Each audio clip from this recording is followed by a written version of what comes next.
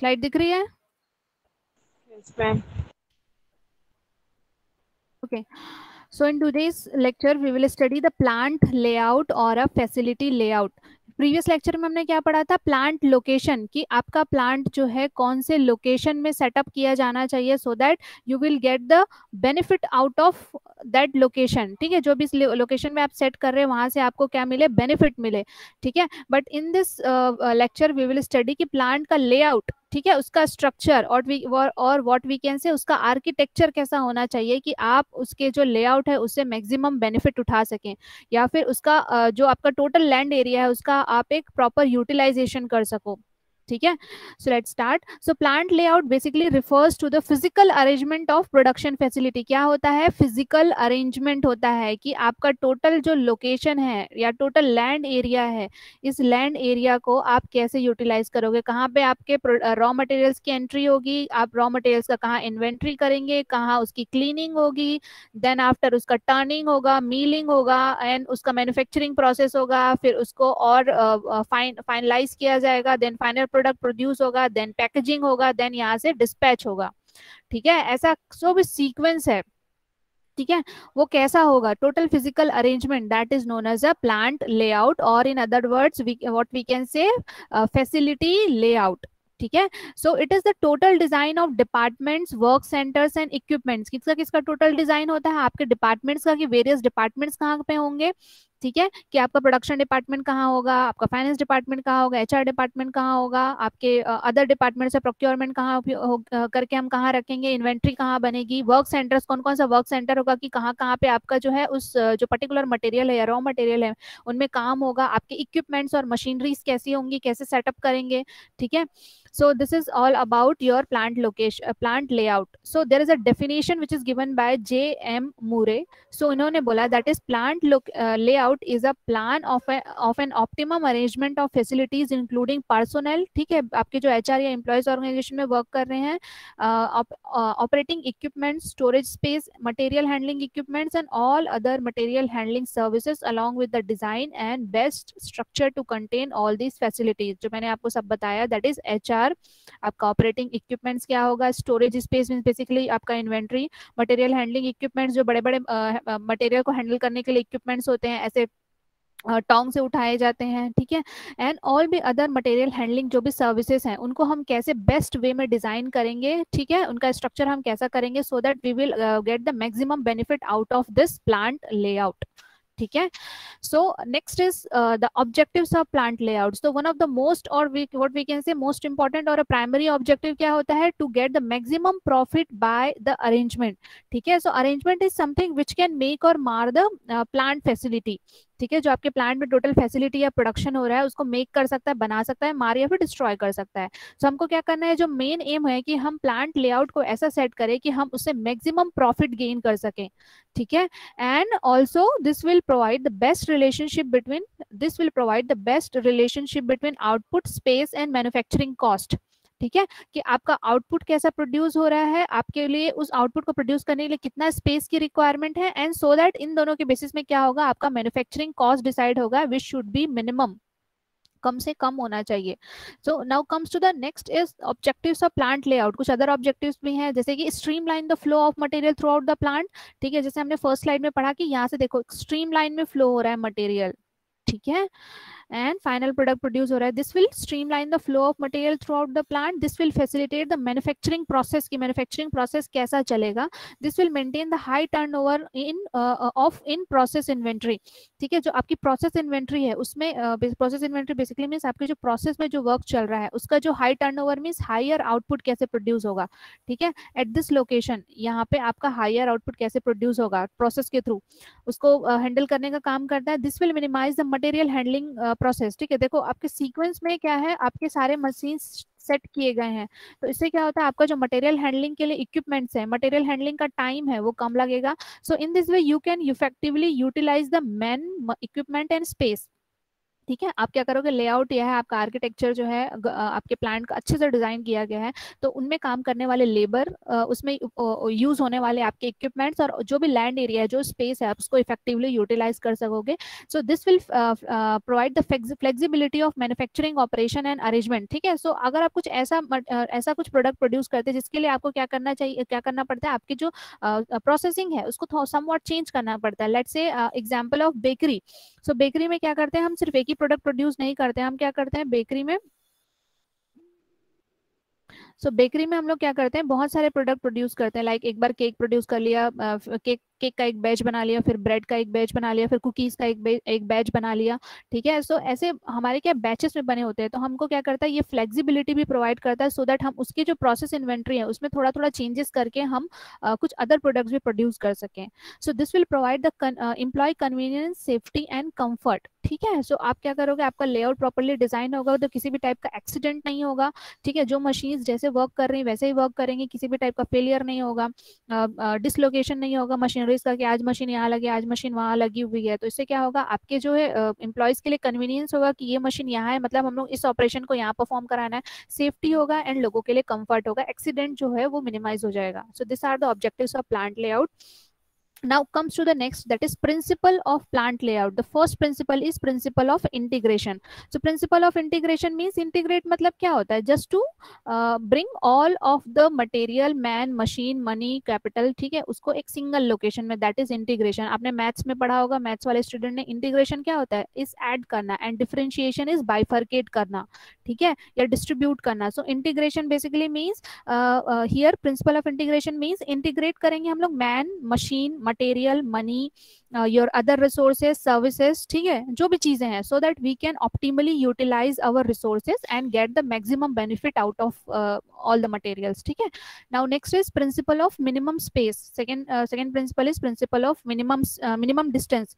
ठीक है. So principle of minimum distance basically means that there should be a less distance between from one machine to another machine. ठीक है. जैसे अगर एक मशीन में एक लेबर वर्क कर रहा है, तो एक मशीन से अगर सेकेंड मशीन में वर्क करने के लिए जाना है, तो ये जो डिस्टेंस है, ये डिस्टेंस क्या होना चाहिए, मिनिमम होना चाहिए, कम से कम होना चाहिए. सो दैट इससे क्या होगा, आपका जो टाइम है, ठीक है, वो सेव होगा. जो लेबर है उनको ज्यादा दूर तक ट्रेवल नहीं करना पड़ेगा उस पर्टिकुलर रॉ मटेरियल को इस फर्स्ट वाले मशीन से निकाल के सेकेंड वाले मशीन तक जाने में. इससे डिस्टेंस मिनिमम होगा, आपका जो कॉस्ट है वो मिनिमम होगा, आपका टाइम सेव होगा, आपका जो रॉ मटेरियल्स है या फिर जो भी प्रोसेस में चल रहा है उनका जो फ्लो होगा वो स्ट्रीमलाइन होगा. Okay.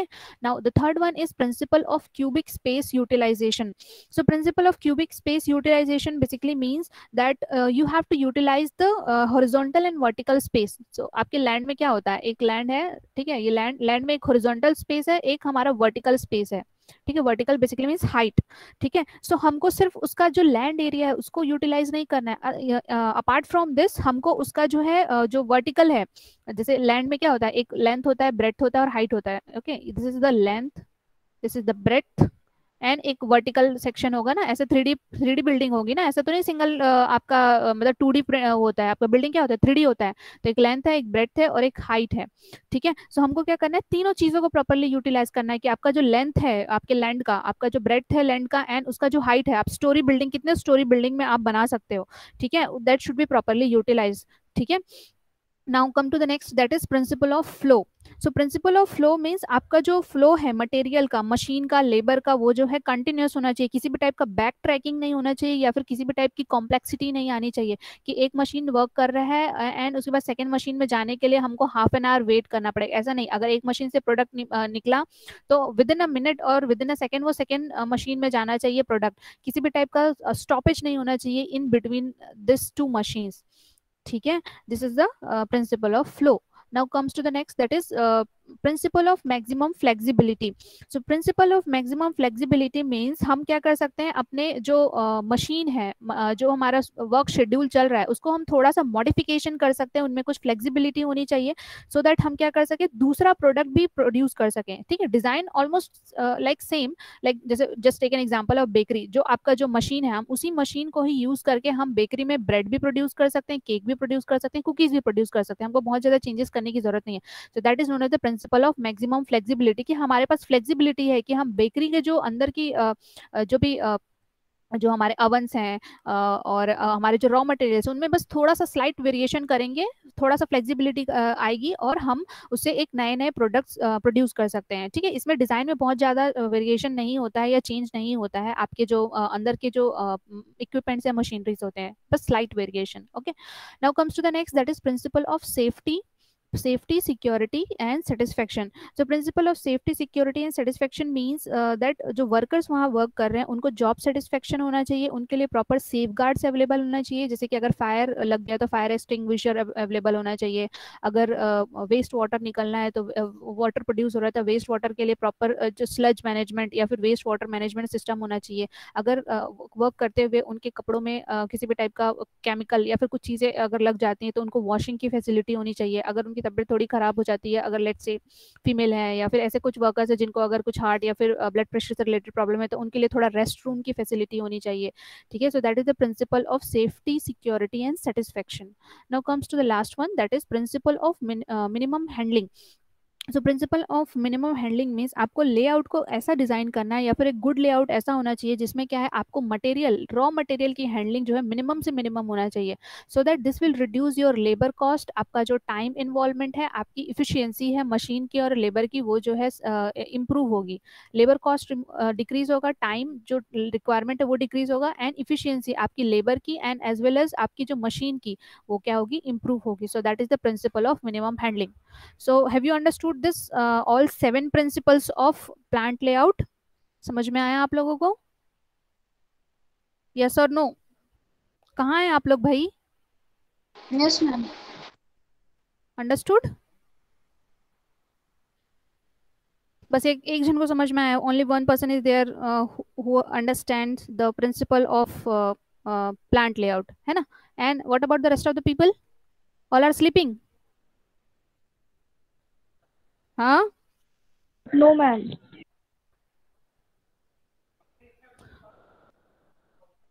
Okay, now comes to the next, that is advantages of plant layout. So there are the lot advantages for, there are the advantages of plant layout to different sections of people. ठीक है, उनके लिए different different है like what we can say for workers, workers के लिए क्या advantage है, that the good plant layout will reduce the extra labour put in by the workers and also reduces the material handling. ठीक है, अगर जो plant layout अच्छा होता है तो दिस विल क्या करता है, रिड्यूस करता है लेबर जो है, अपना एफर्ट कम लगाना पड़ेगा, मशीनरीज अपने आप सेट हैं, ठीक है, और अपने आप ऑलरेडी वर्क कर रही हैं, तो लेबर को कम से कम अपना जो है लेबर जो है लगाना पड़ेगा। ठीक है, so this will reduce the material handling के लिए जो टाइम चाहिए, एफर्ट चाहिए, वो रिड्यूस होगा, and this will reduce the accident as well. ठीक है, and so that better working conditions can be achieve through this.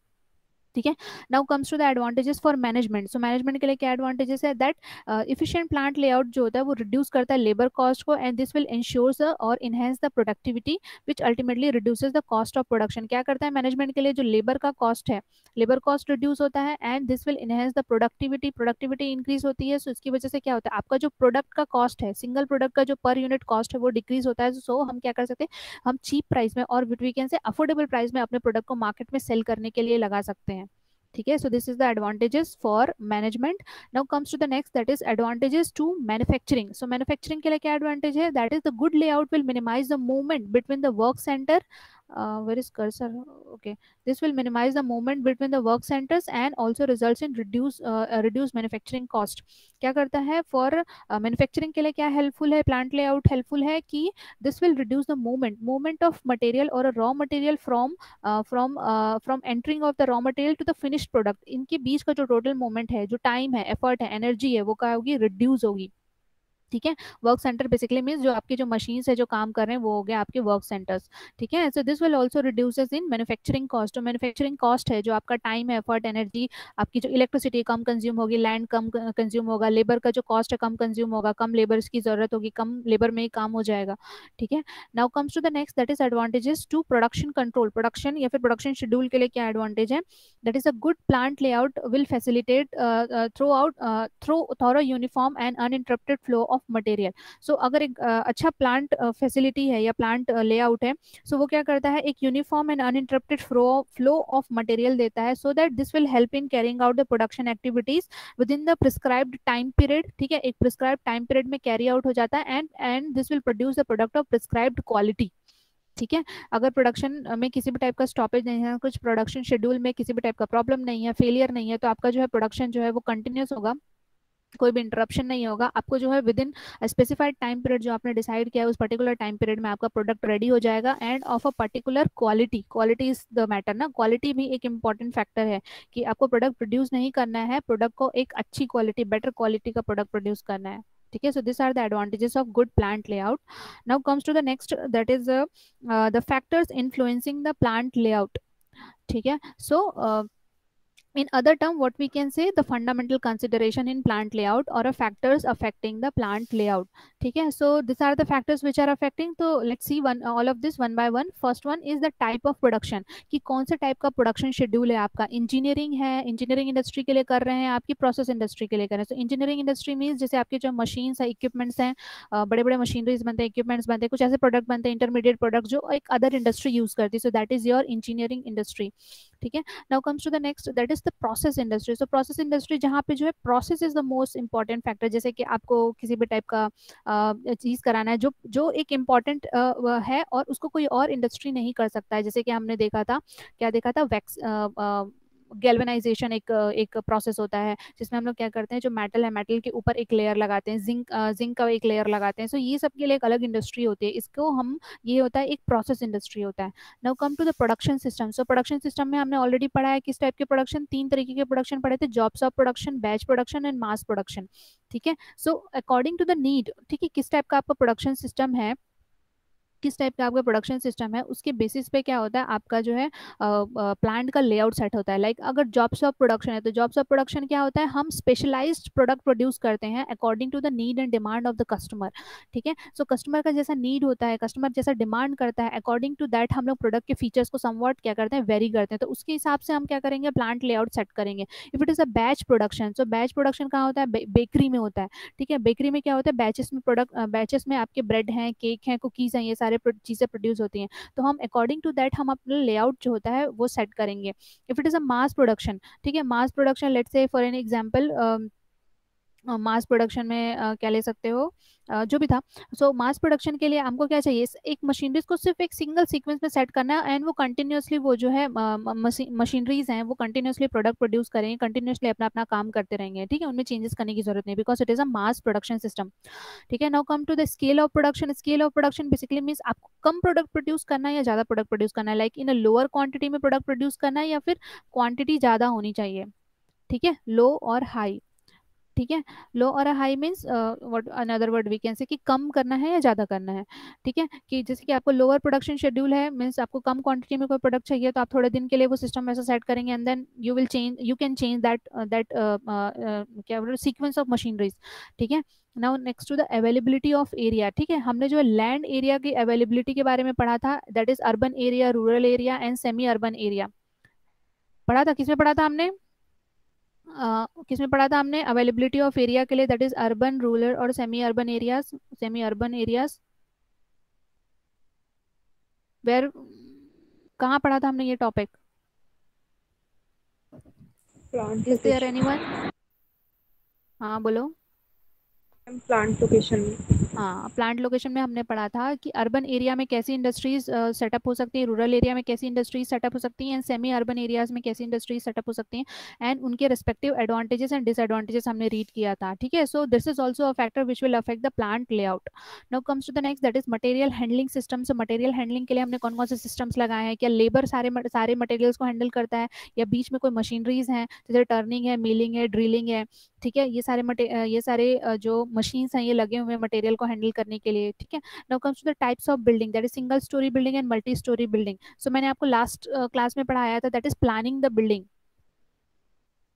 Anyone can recall planning the building में क्या पढ़ा था हमने, what is planning the building और a factory building.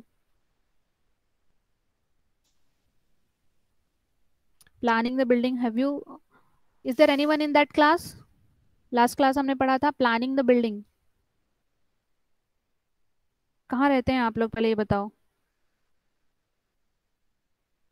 अरे बहुत ही जनरल टर्म है। Planning the building means basically आपका जो है जो बिल्डिंग है, ठीक है, वो सिंगल स्टोरी है, मल्टी स्टोरी है या नहीं, सिंगल स्टोरी के क्या बेनिफिट्स हैं, मल्टी स्टोरी के क्या बेनिफिट्स हैं, या क्या डिसएडवांटेजेस हैं। एंड प्लानिंग द बिल्डिंग में आता है आपका डिजाइन ऑफ फैक्ट्री।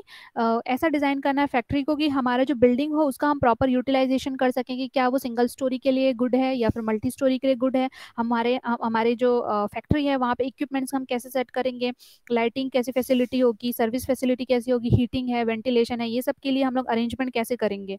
ठीक है, कुछ अदर स्पेसिफिक रिक्वायरमेंट्स है किसी पर्टिकुलर प्रोडक्ट के लिए, वो सारी चीजें हम कहाँ रखेंगे, इन्वेंट्री कितना कितना रखना है, कितना हमारे इंटरमीडिएट प्रोडक्ट्स रहेंगे, फाइनल गुड्स कब प्रोड्यूस होगा। तो इसके लिए टोटल बिल्डिंग की जरूरत है। तो जितना लाइक मल्टी स्टोरी बिल्डिंग होगा उतना मोर स्पेस यूटिलाइजेशन के लिए अवेलेबल होगा, सिंगल स्टोरी होगा उतना हॉरिजॉन्टल स्पेस अवेलेबल होगा। बट डिपेंड करता है टाइप ऑफ द प्रोडक्ट और टाइप ऑफ द इंडस्ट्री, कि आप कौन से टाइप की प्रोडक्ट प्रोड्यूस करना चाहते हैं, कौन से टाइप की इंडस्ट्री सेटअप करना चाहते हैं, उसके accordingly we will identify the type of building.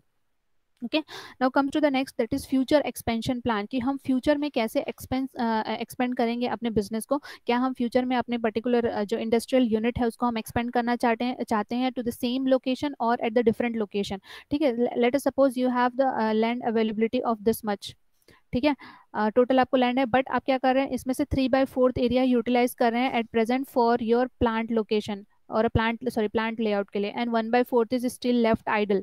ठीक है, सो बट क्या कर सकते हो फ्यूचर में, आप इस 1/4 में भी एक्सपेंड कर सकते हो, या फिर आपने क्या टोटल एरिया यहाँ का यूटिलाइज कर लिया, now you are planning to start a new location, और वी कैन से एक न्यू फैक्ट्री या न्यू यूनिट सेटअप करना चाहते हो किसी दूसरे लोकेशन में। सो ये आपका future expansion plan, according to that भी हमको क्या करना पड़ता है, प्लांट लेआउट सेट करना पड़ता है। Now comes to the last, that is the types of production facility. कोई डेडिकेटेड प्रोडक्ट के लिए है और जनरल पर्पज प्रोडक्ट है। डेडिकेटेड मीन्स एक स्पेसिफिक प्रोडक्ट जो हम accordingly need and demand of the customer बनाते हैं, that is known as a job shop production के अंदर। क्या करते हैं हम लोग, दो टाइप के प्रोडक्ट बनाते हैं। एक होता है डेडिकेटेड, जो हमारा एक स्पेशलाइज्ड प्रोडक्ट होता है, जो हम किसके थ्रू बनाते हैं, जॉब शॉप प्रोडक्शन से बनाते हैं। एक होता है हमारा जनरल पर्पस प्रोडक्ट, जो होता है आपका मास प्रोडक्शन या फिर बैच प्रोडक्शन से बनता है। ठीक है, so the type of production facility depends upon the need and demand of the customer as well. Okay, now comes to the next, that is symptoms of bad layout. ठीक है, so क्या क्या symptoms है, if you are like planning your layout and उसका आपने planning अच्छे से नहीं किया है। सो रॉ मटेरियल का फ्लो जो होता है वो इन लाइन पे नहीं हो पाता है, and there is a back tracking, means कुछ कुछ ना कुछ बैक में प्रॉब्लम चलता रहता है। So raw material flow line and back trekking.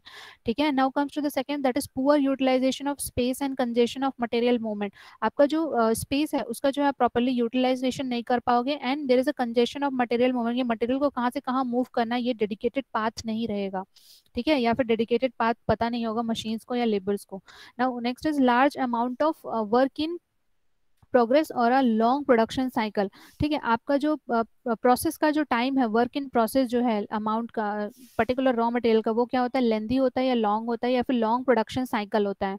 Now excessive handling of material, आपको जो है मटेरियल को बार बार हैंडल करना पड़ रहा है, या फिर what we can say the labour को अगर मटेरियल बार बार हैंडल करना पड़ रहा है, so this is the symptoms of bad layout. Now frequent accidents हो रहे हैं, ठीक है, आपके प्लांट में, जैसे कि आपका मशीन का फेलियर हो गया, या फिर किसी लेबर को किसी तरह का हार्म हो गया, फायर लग रहा है, या फिर आपका जो स्लज है वो प्रॉपर डिस्पोजल में नहीं जा पा रहा है। ठीक है, वेस्ट वाटर का प्रॉपर प्रॉपर डिस्पोज नहीं कर पा रहे हैं, या फिर आपको उसको उसको क्या करना है, ट्रीट करना है, वो नहीं कर पा रहे हैं। So this will show the symptoms of bad layout. Now next, that is difficulty to supervise and control. क्यों, अगर आपका लेआउट ऐसा सेटअप किया गया है कि आप उसको प्रॉपरली सुपरवाइज नहीं कर पा रहे हो एज अ मैनेजर और एज अ सुपरवाइजर, आप क्या कर रहे हो, आपका जो प्लांट लेआउट है उसको प्रॉपरली सुपरवाइज नहीं कर पा रहे हो या कंट्रोल नहीं कर पा रहे हो। So this will be a symptom of bad layout. Now next is there spoilage of product during the handling. ठीक है, अगर आप प्रोडक्ट को हैंडल कर रहे हो या प्रोडक्ट को मैन्युफैक्चर कर रहे हैं, एंड बीच में मैन्युफैक्चरिंग प्रोसेस के बीच में क्या हो रहा है, आपका जो है प्रोडक्ट जो है किसी भी तरह से स्पॉइल हो जा रहा है। ठीक है, अगर किसी भी तरह का स्पॉइल हो रहा है during the manufacturing process, so this is the symptom of bad layout. Now next is the production line bottlenecks. So production जो लाइन चल रही होती है उसमें बहुत सारे बॉटल नेक प्रॉब्लम्स है, अगर अराइज हो रहा है, बॉटल नेक मीन्स प्रॉब्लम्स। ठीक है, शॉर्ट कमिंग्स आ रहे हैं या प्रॉब्लम्स आ रहे हैं, that is known as the bottle neck. So production line में किसी भी तरह का प्रॉब्लम अराइज हो रहा है, so that is also a symptom of bad layout. Okay, so have you understood this topic, समझ में आया आप लोगों को? अभी तक समझ में आया? Yes, ma'am. Okay, now comes to the next, that is types of layout: functional layout, product layout, combination layout, fixed position layout and group layout. I think ये आज हो नहीं पाएगा, so